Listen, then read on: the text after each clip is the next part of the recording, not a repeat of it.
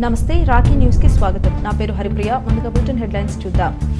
నవరాత్రి ఉత్సవాల్లో భాగంగా తొలి రోజు బాల త్రిపుర సుందరి దేవి అలంకారం నరసరావుపేట మండలం జొన్నలగడ్డ గ్రామంలో. గురజాల నియోజకవర్గంలో టీడీపీ వైసీపీ వర్గాల మధ్య ఘర్షణ, గాయపడిన వారిని నరసరావుపేట ప్రభుత్వ ఆసుపత్రికి తరలింపు. విశాఖ ఉక్కు ఆంధ్రులకంటూ ఉద్యమించిన రైతు సంఘాల నేతలు. నరసరావుపేటలో 3వ రోజు కొనసాగిన దీక్షా శిబిరం. శ్రీ గంగా మహాలక్ష్మి అమ్మవారి దేవస్థానంలో నవరాత్రులు ప్రారంభం. నరసరావుపేట వల్లప్ప చెరువులో. దసరా పండుగ తొలి రోజైన గురువారం శ్రీ జ్ఞాన సరస్వతి దేవాలయంలో ఉత్సవాలు. నరసరావుపేటలోని వినుకొండ రహదారిలో. నాట్యంతో పాటు స్వీయ రక్షణ విధానాలు నేర్పిస్తున్న గురువర్య డాక్టర్ శ్రీకాంత్. నరసరావుపేటలోని బరంపేటలో నృత్య తరగతులు. ప్రభుత్వాసుపత్రిలో రోగులకు అన్నదానం చేసిన శ్రీ సత్యసాయి సేవా సమితి సభ్యులు. నరసరావుపేటలో నిత్యం కొనసాగుతున్నట్లు వెల్లడి.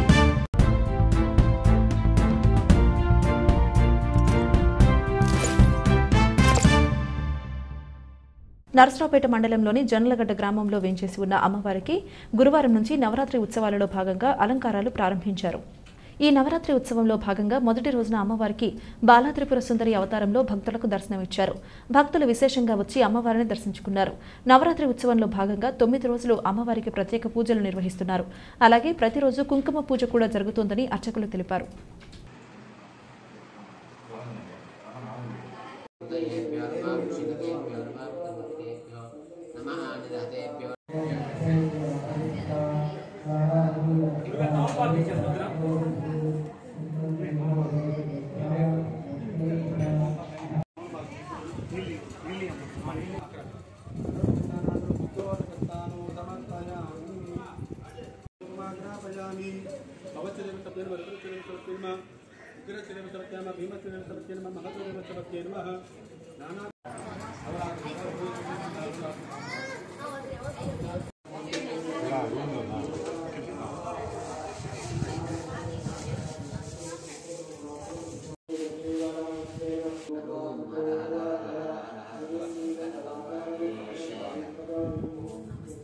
ఓం శ్రీమాత్రే నమః. శ్రీ పోలేరమ్మ తల్లి దేవతాభ్యో నమః. జొన్నలగడ్డలో వేంచేసి ఉన్నటువంటి శ్రీ పోలేరమ్మ తల్లి వారికి 3వ తారీఖు నుంచి అనగా ఈ రోజు నుంచి నవరాత్రి ఉత్సవములు ప్రారంభమైనవి. ఈ నవరాత్రి ఉత్సవంలో భాగంగా మొదటి రోజున అమ్మవారికి బాలా త్రిపుర సుందరి అలంకరణ చేయడం జరిగింది. భక్తులు విశేషంగా వచ్చి అమ్మవారిని దర్శించుకొని అమ్మవారి యొక్క ఆశీస్సులు పొందుతున్నారు. ప్రతిరోజు కూడా ఈ నవరాత్రి ఉత్సవంలో భాగంగా అమ్మవారికి విశేష పూజలు జరుగుతున్నాయి. అలానే ప్రతిరోజు కూడా కుంకుమ పూజ, బాల పూజ, సువాసిని పూజ, గోపూజలు కూడా జరుగుతున్నాయి. అందరూ కూడా అమ్మవారిని దర్శించుకొని అమ్మవారి యొక్క కృపా కటాక్షాలకి పాత్రలు కావలసిందిగా కోరుకుంటున్నాం. గురజాల మండలం గోగులపాడులో ఇరు వర్గాల మధ్య జరిగిన ఘర్షణలో ఇంజమూరి సిపాయి, ఇంజమూరి అజయ్ తదితరులు గాయపడ్డారు. క్షతగాత్రులను నరసరావుపేట ఆసుపత్రికి తరలించారు. టీడీపీ, వైసీపీకి చెందిన నాయకులు, కార్యకర్తలు పరస్పరం కర్రలతో దాడులకు దిగారు. గ్రామంలో టీడీపీ వర్గీయుల ఇళ్ల వద్ద పశువుల వ్యవహారంలో మహిళల మధ్య మొదలైన వివాదం ఇరు వర్గాలు కర్రలతో దాడులు చేసుకునే వరకు వెళ్లింది. దాడుల్లో ఇరు వర్గాలకు చెందిన పలువురు వ్యక్తులకు గాయాల పాలయ్యారు. గాయపడిన వారిని గురజాల ప్రభుత్వాసుపత్రిలో ప్రాథమిక చికిత్స చేసిన తర్వాత మెరుగైన చికిత్స కోసం ఇద్దరిని నరసరావుపేట ప్రభుత్వాసుపత్రికి తరలించారు. పోలీసులు కేసు నమోదు చేసుకుని దర్యాప్తు ప్రారంభించారు.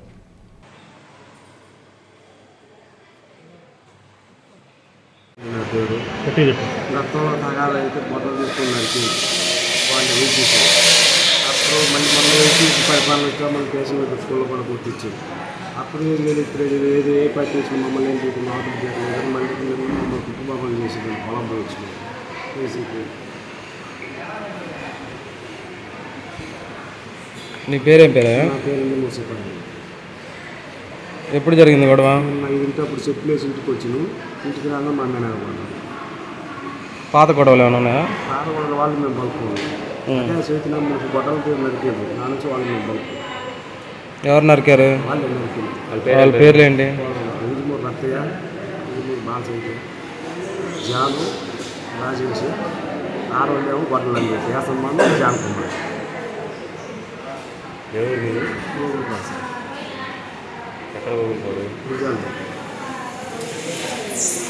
విశాఖ ఉక్కు కర్మాగార పరిరక్షణ కోసం 1300 రోజులుగా కార్మికులు చేస్తున్న పోరాటానికి మద్దతుగా ఏఐటీయూసీ సిఐటియు రాష్ట్ర వ్యాప్త ఉద్యమానికి శ్రీకారం చుట్టారు. ప్రభుత్వ రంగంలోనే ఉక్కు కర్మాగారాన్ని ఉంచాలని, ప్రైవేటీకరణ ప్రతిపాదన నిలిపివేయాలని డిమాండ్ చేస్తున్నారు. ప్రజా సంఘాలు, ప్రత్యేకించి రైతు సంఘం, వ్యవసాయ కార్మిక సంఘం, అనేక ప్రజాతంత్ర సంఘాలు ఈ రోజు వాళ్లకి మద్దతుగా పలుకుతున్నాయి.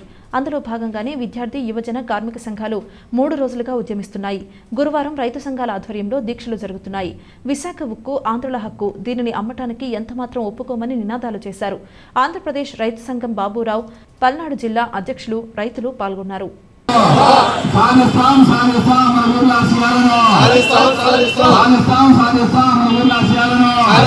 బాబురావు, ఆంధ్రప్రదేశ్ రైతు సంఘం, పల్నాడు జిల్లా రైతు సంఘం అధ్యక్షులు.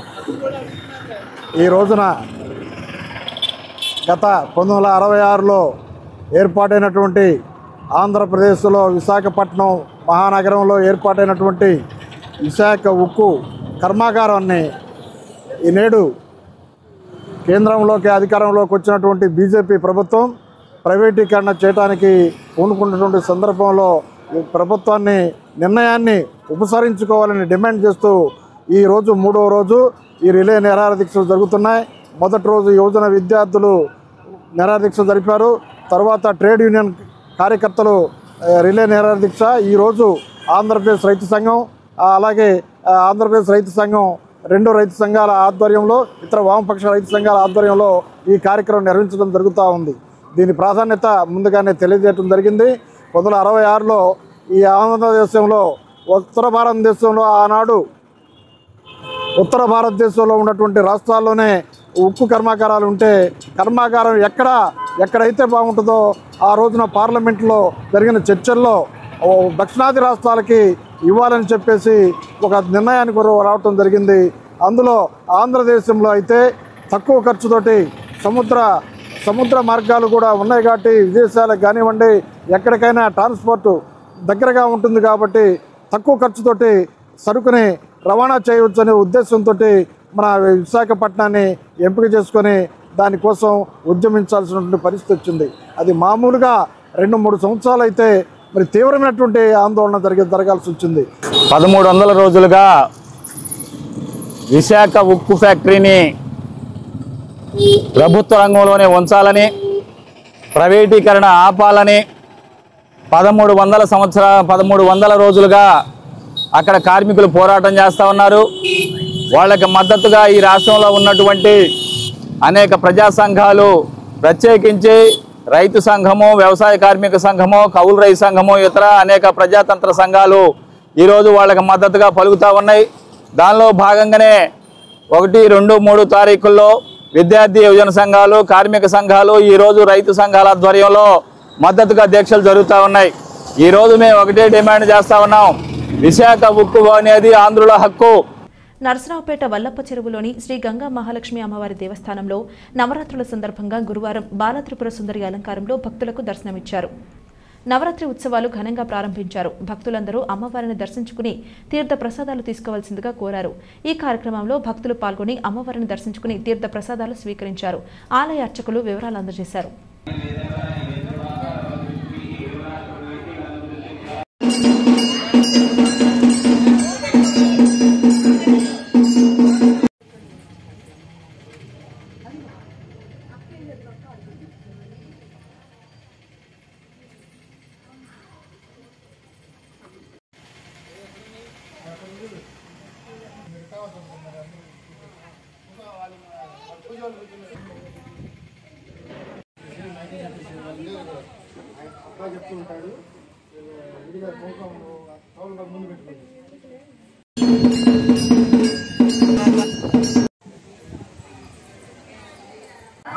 నా పేరు కుర్రా విజయలక్ష్మి. ఈరోజు వల్లప్ప చెరువు దగ్గర స్థానిక గంగా మహాలక్ష్మి గుడిలో బాలా త్రిపుర సుందరి అలంకారం చేశారు. చాలా బాగుంది. కనుక అందరూ పట్టణంలో భక్తులందరూ కలిసి వచ్చి మా అమ్మవారి దర్శనం చేసుకొని తీర్థ ప్రసాదాలు తీసుకోవాల్సిందిగా మనవి. రోజు ఈ 9 రోజులు నవరాత్రులు 9 రోజులు బాగా జరుగుతాయి ఇక్కడ. తప్పకుండా అందరూ పాల్గొని దీన్ని జయప్రదం చేయాలని కోరుకుంటున్నాం.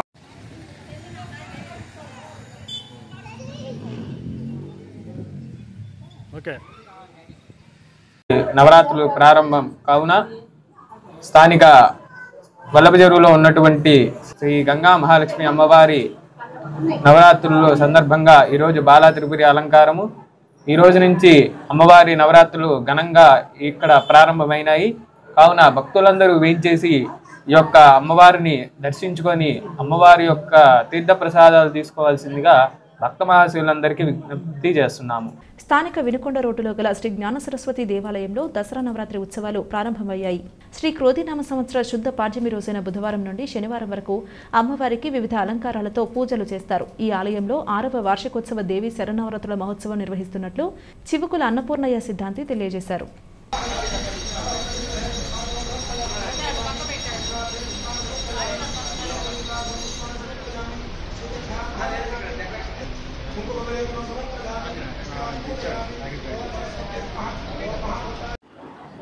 శ్రీ గురుభ్యో నమః.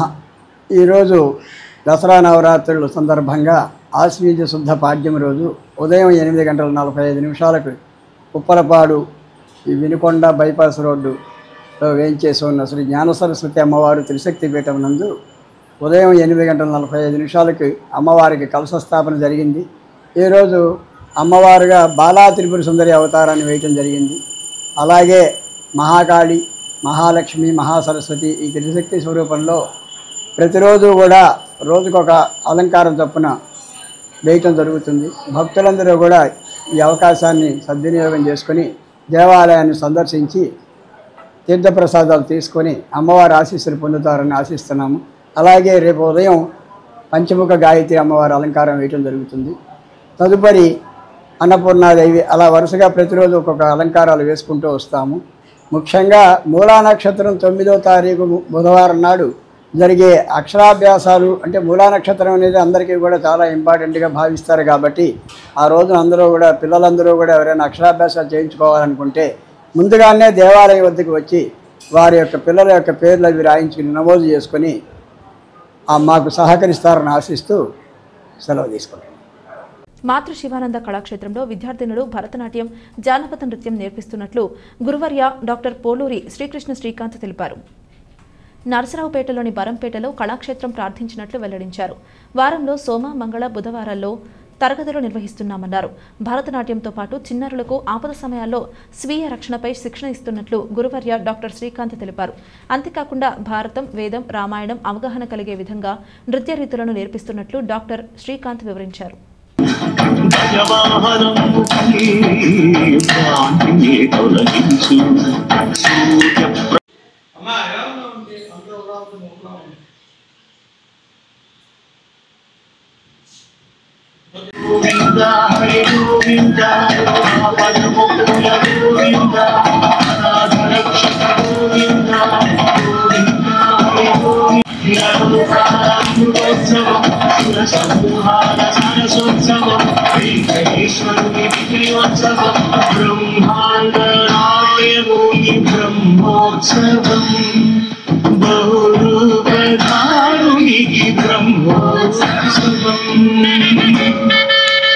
శ్రీమాత్రే నమః.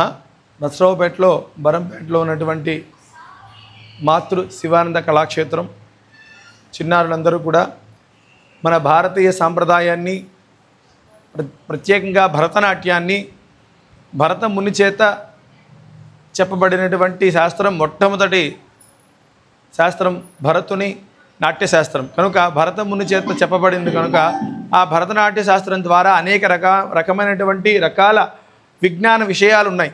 భరతనాట్యం నేర్పించడంలో అనేక విజ్ఞాన విషయాలు ఉన్నాయి. ఈ భరతనాట్యం ప్రధానంగా ఒక యోగాతో సమానం, కరాటీతో సమానం, అలాగే శబ్దబేరీ విద్యతో సమానం.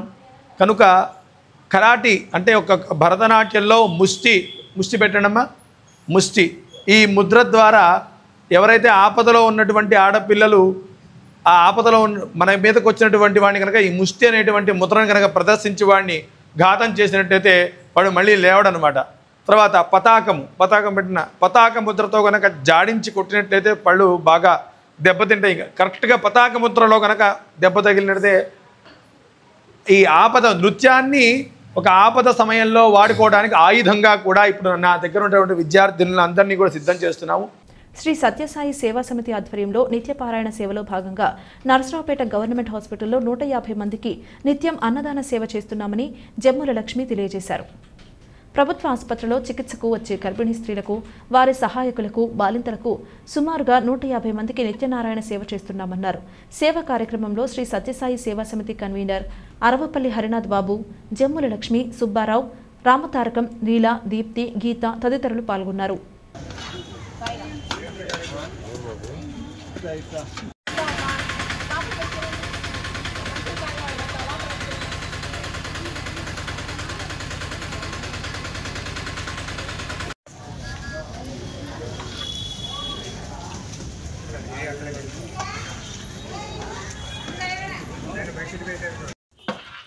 సాయిరామ్. సర్వదేవతా తీర్థ స్వరూపులు భగవాన్ బాబా వారి దివ్యశ్రీ చరణాలను ప్రణమిలుతూ సాయి బంధువులందరికీ ప్రేమపూర్వక సాయిరామ్ అండి. అది సత్యసాయి దివ్య మందిరము అన్నపూర్ణమ్మ గారి హాస్పిటల్ పక్కన ఉంటుందండి. 2021 సంవత్సరం నుంచి మేము ఇక్కడ గవర్నమెంట్ హాస్పిటల్లో అన్నదానం చేస్తున్నాము. డైలీ 150 మందికి ఓపీకి వచ్చిన పేషెంట్లకి విభూతి పెట్టుకోమ్మా.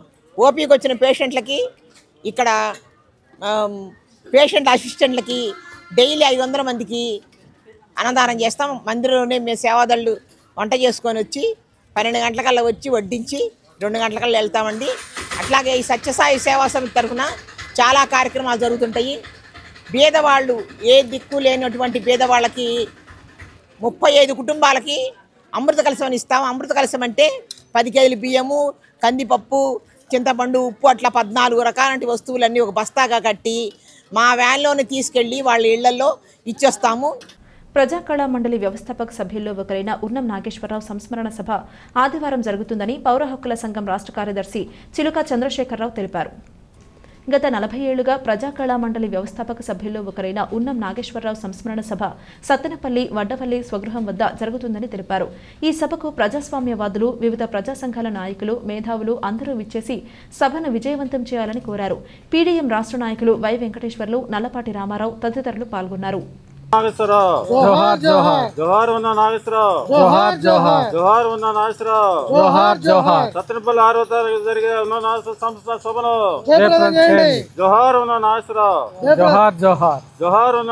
ప్రజలారా, ప్రజాస్వామికవాదులారా, గత 40 సంవత్సరాలుగా ప్రజాకళా మండలి, అదేవిధంగా జననాట్య మండలి కార్యక్రమాల్లో పాల్గొని ప్రజాకళా మండలి వ్యవస్థాపక సభ్యుల్లో ఒకరిగా ఉన్నటువంటి ఉన్నవ నాగేశ్వరరావు సంస్మరణ సభని 6వ తేదీ ఆదివారం రోజు సత్తెనపల్లిలోని వడ్డవల్లిలో తన స్వగృహం వద్ద నిర్వహిస్తూ ఉన్నాం. కాబట్టి ఆ సభకు ప్రజాస్వామికవాదులు, పలు ప్రజా సంఘాల నాయకులు, మేధావులు అందరూ కూడా విచ్చేసి సభను జయప్రదం చేయవలసిందిగా కోరుతున్నాం. మిత్రులారా, కళ అనేటువంటిది అది దోపిడీ వర్గాల కోసము ప్రజల్ని పక్కదారి పట్టించే, నటించే కళ కాకుండా గరికపాటి రాజారావు లాంటి ఒక ప్రజా కవిగా, రచయితగా, డప్పిస్టుగా తన ఆటపాట మాటని పీడిత ప్రజల విముక్తి పోరాటాలకి గొంతుగా మార్చుకొని 4 దశాబ్దాలకు పైగా తెలుగు నేలపైన తన గాత్రాన్ని, తన ఆటని, మాటని, పాటని వినిపించినటువంటి గొప్ప కళాకారుడు కామ్రేడ్ ఉన్నవ నాగేశ్వరరావు. సీజనల్ వ్యాధులైన డెంగ్యూ, చికెన్ గున్యా ఉధృతి పల్నాడు జిల్లాలో అధికంగా ఉన్నట్లు గుర్తించినందున సమీక్ష నిర్వహించేందుకు నరసరావుపేట వచ్చినట్లు వైద్యశాఖ అడిషనల్ డైరెక్టర్ డాక్టర్ సుబ్రహ్మణ్యేశ్వరి తెలిపారు. రాష్ట్రంలో సీజనల్ వ్యాధుల బాధితులు విశాఖపట్నం ప్రథమ స్థానంలో ఉండగా 6వ స్థానంలో పల్నాడు జిల్లా ఉన్నట్లు వెల్లడించారు. దోమల నివారణకు తీసుకోవాల్సిన చర్యలపై అధికారులతో సమీక్షిస్తున్నట్లు డాక్టర్ సుబ్రహ్మణ్యేశ్వరి తెలిపారు. నేను వైద్య ఆరోగ్య శాఖ రాష్ట్ర విభాగం నుంచి అడిషనల్ డైరెక్టర్ డాక్టర్ సుబ్రహ్మణ్యేశ్వరి. ఈరోజు పల్నాడు జిల్లాలో ఈ దోమల వల్ల వచ్చేటటువంటి వ్యాధుల నివారణ చర్యల గురించి రివ్యూ చేయడానికి ఇక్కడ ఈరోజు sub unit officers and lab technicians meeting జరిగింది ఇక్కడ పల్నాడు జిల్లాలో. ఆ సందర్భంగా ఇక్కడ ఈ మీటింగ్కు నేను హాజరయ్యాను. ఈ మధ్య కాలంలో మీ అందరికీ తెలుసు, ఈ దోమల వల్ల వచ్చే వ్యాధుల్లో ముఖ్యంగా డెంగీ మరియు చికెన్ గున్యా అనేది ఈ పల్నాడు జిల్లాలో మనకి రావటం అది కనపడుతోంది ఈ సంవత్సర కాలంలో. అలాగే రాష్ట్ర వ్యాప్తంగా చూసుకున్నా కూడా పల్నాడులో ఈ కేసుల యొక్క సంఖ్య కొంచెం అధిక స్థాయిలోనే కనిపిస్తోంది. మనకి స్టేట్లో విశాఖపట్నంలో హయ్యెస్ట్ డెంగీ కేసులు ఉంటే పల్నాడు 6వ స్థానంలో ఉంది స్టేట్లో. కాబట్టి దీని విషయంలో మనం చాలా స్ట్రిక్ట్ యాక్షన్స్ అన్నీ కూడా తీసుకొని దీన్ని కట్టడి చేయాలని చెప్పి మనం ఎప్పటికప్పుడు స్టేట్ నుంచి జరిగేటటువంటి మీటింగ్స్లో అది కూడా వీళ్ళని రివ్యూ చేస్తూ గైడెన్స్ ఇస్తూ వీళ్ళకి కావాల్సిన సప్లైస్ కూడా మనం అందజేయటం జరుగుతుంది. అయితే ప్రత్యక్షంగా ఈరోజు రివ్యూ చేయటం అనేది జరుగుతుంది. డెంగీతో పాటు ఈ మధ్యకాలంలో చికెన్ గున్యా అని చెప్పి అంటే జ్వరంతో పాటు కీళ్ళ నొప్పులు కూడా వచ్చి ప్రజలు బాధపడటం అది జరుగుతుంది. అవి కూడా మనకి పల్నాడు జిల్లాలో బయటపడ్డాయి. అది కూడా ఈ మధ్య పేపర్స్లో కూడా అందరూ కూడా ఈ జ్వరాలు కీళ్ళ నొప్పులు ఎక్కువగా వస్తున్నాయని చెప్పి అందరూ కూడా గమనించారు ప్రజలు కూడా. దాని మీద మనం వ్యాధి నిర్ధారణ పరీక్షలు అవి మనకి ఇక్కడే అందుబాటులో ఉన్నాయి. Area hospital and district hospital medical college ఉన్న దగ్గర ఉంది. ఏరియా హాస్పిటల్లో కూడా స్టేట్ సర్వేలెన్స్ హాస్పిటల్ ల్యాబొరేటరీస్ ఉన్నాయి. వాటిల్లో మనం ఈ డెంగీ ఎలిసా పరీక్ష మరియు నిర్ధారణ పరీక్ష అయినటువంటి మెక్కెలిసా కూడా చేస్తాము. అలాగే చికెన్ గున్యాకు కూడా నిర్ధారణ పరీక్ష చేస్తాము. సో ఈ పరీక్షల వల్ల మనం పల్నాడులో కొంచెం వ్యాప్తి ఎక్కువగా ఉందనేది తెలుసుకోవటం జరిగింది. దాని ప్రకారంగా ఇటు డిఎంఎండ్హెచ్ఓ గారు అలాగే మలేరియా అధికారి వారి యొక్క సబ్ యూనిట్ అధికారులు అందరికీ కూడా తగు సూచనలు ఎప్పటికప్పుడు సలహాలు ఇవ్వటం జరిగింది. ఆ క్రమంలో ఈ మధ్యకాలంలో ఒక 2-3 వారాల్లో కొంచెం వ్యాధి తీవ్రత కూడా తగ్గుముఖం పట్టింది మనకి. సో అలాగే ఇంకా వర్షాలు కూడా ప్రస్తుతం కొంచెం తగ్గాయి.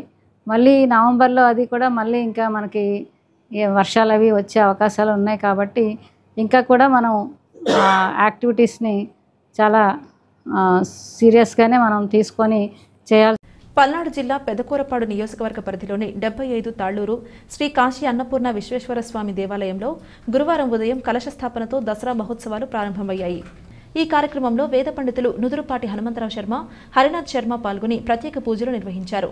అనంతరం వారు మాట్లాడుతూ శ్రీ అన్నపూర్ణాదేవిని శ్రీ బాలా త్రిపుర సుందరి దేవిగా అలంకరించినట్లు తెలిపారు.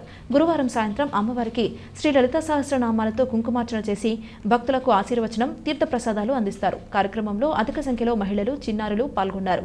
శ్రీ శివసాయి ట్రస్ట్ సభ్యులు కార్యక్రమాలను పర్యవేక్షించారు.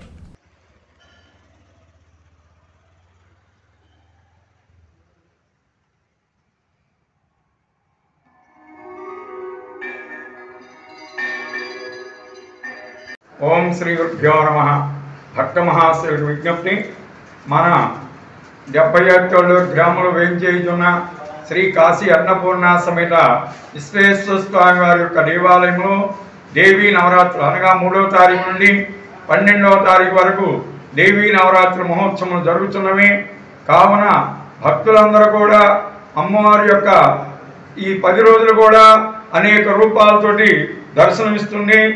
గురువారం రోజున అనగా 3వ తారీఖున బాలా త్రిపుర సుందరి దేవిగా, శుక్రవారం రోజున 4వ తారీఖున గాయత్రీ దేవిగా మరియు 5వ తారీఖున అన్నపూర్ణాదేవిగా మరియు 6వ తారీఖున లలితాదేవిగా, సోమవారం రోజున చండీదేవిగా మరియు ఉదయం చండీ హోమ కార్యక్రమం కూడా జరుగుతుంది. అలానే మంగళవారం రోజున సరస్వతి దేవి అలంకారంతో పూజా కార్యక్రమం, అలానే ఆయురారోగ్య అష్టైశ్వర్యాలను కలగజేస్తుంది. కాబట్టి ఈ 9 రోజులు కూడా ఎంతో విశేషంగా ప్రతిరోజు కూడా అనేక రూపాలతో దర్శనమిస్తుంది అమ్మ తల్లి అన్నపూర్ణాదేవి.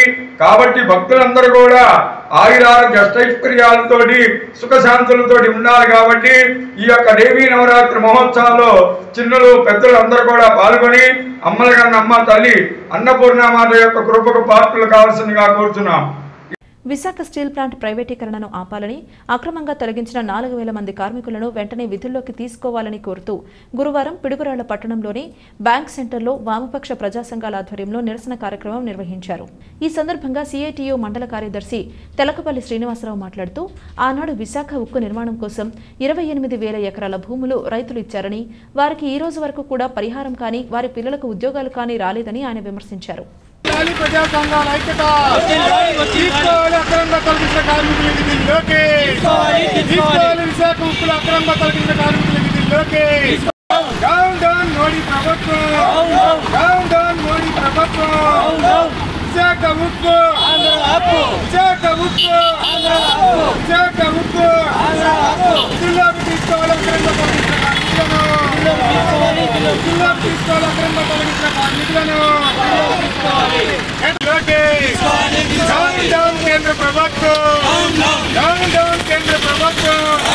విశాఖ ఉక్కు, విశాఖ ఉక్కు, విశాఖ ఉక్కు వ్యతిరేకించండి. విశాఖ ఉక్కు ప్రైవేటీకరణను వ్యతిరేకించండి. విశాఖ ఉక్కు ప్రైవేటీకరణను సిగ్గుచిక్కు అక్రమంగా కార్మికులు తొలగించడాన్ని, సిగ్గుచిక్కు అక్రమంగా కార్మికులు తొలగించడాన్ని తీసుకోవాలి. అక్రమంగా తొలగించిన కార్మికులు వెంటనే విధుల్లోకి తీసుకోవాలి. విశాఖ ఉక్కు ఫ్యాక్టరీలు అక్రమంగా తొలగించిన కార్మికులు వెంటనే విధుల్లోకి. విశాఖ ఉక్కు ఫ్యాక్టరీ మొట్టమొదట ఆంధ్రాలో ఉండాలని పోరాటం చేసిన క్రమంలో దేశంలో అప్పుడున్నటువంటి ప్రభుత్వం చెన్నైలో పెట్టాలని చెప్పి ప్రయత్నం చేస్తే కాదు, ఇది విశాఖ ఉక్కు అనేది విశాఖలోనే పెట్టాలని ఆ రోజు ప్రజా ఉద్యమాలు చేసినటువంటి క్రమంలో విశాఖ ఉక్కు ఫ్యాక్టరీ విశాఖపట్నంలో పెట్టడం అనేది జరిగింది. పెదకూరపాడు మండలం జలాల్పురం నుండి కంభంపాడు వెళ్లే రహదారి ప్రాధాన్యత గుర్తించి 1.5 కోట్ల రూపాయలు ఎమ్మెల్యే భాష్యం ప్రవీణ మంజూరు చేయించారు. జిల్లా తెలుగుదేశం పార్టీ కార్యదర్శి అతిమల రమేష్ ఆధ్వర్యంలో రోడ్డుకి భూమి పూజ నిర్వహించారు.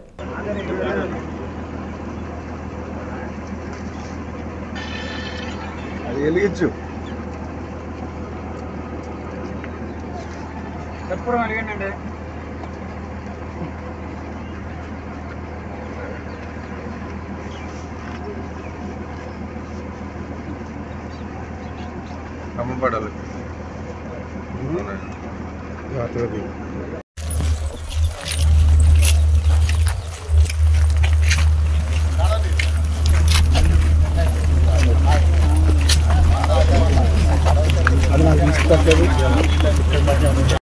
ఈరోజు జలాపురం నుంచి పరస కంభంపాడు పోయే మధ్యలో ఉన్న లింక్ రోడ్డు గత పాలకుల నిర్లక్ష్యం వల్ల ఈ సంవత్సరాల నుంచి నానా ఇబ్బందులు పడ్డా కూడా మరి తెలుగుదేశం గవర్నమెంట్ 100 రోజులైన సందర్భంగా 100 రోజులు కూడా కాలాంక సరిగా 100 రోజులైన భాష్యం ప్రవీణ్ గారు ఈ రోడ్డు యొక్క ప్రాముఖ్యతను గుర్తించి దీనికి 1,50,00,000 రూపాయల గ్రాంట్ రిలీజ్ చేయటం, ఈరోజు ఈ పనులు ప్రారంభించడానికి మండల నాయకులు మరి డిఈ గారు, ఎండిఓ గారు, ఏపీఓ గారు అందరు రావటం ఇది ఎంతో శుభసూచకం. ఏదైనా సరే గతంలో కూడా అభివృద్ధి అంటేనే తెలుగుదేశం, తెలుగుదేశం అంటేనే అభివృద్ధి అని మరి ఈ రాబోయే ఈ 4 సంవత్సరాలు కూడా కాన్స్టెన్సీని 175 నియోజకవర్గాలు కూడా ముందుంచడానికి భాష్యం ప్రవీణ్ గారు తన సాయశక్తిలో కృషి చేస్తారని, మరి అలానే ఏ సమస్యలు ఉన్నా సరే ఏదైనా సరే ప్రవీణ్ గారు మనందరికీ అందుబాటులో ఉండి భవిష్యత్తులో ఈ పెదకూరపాడు నియోజకవర్గాన్ని మంచి అభివృద్ధి పదంలో నడిపిస్తారని ఆశిస్తూ ఈ అవకాశం నాకు ఇచ్చిన మీ అందరికీ నా ధన్యవాదాలు. ఇది ఇవాల్టి బులెటిన్. మరొక బులెటిన్లో మళ్ళీ కలుద్దాం. అంతవరకు సెలవు. నమస్కారం.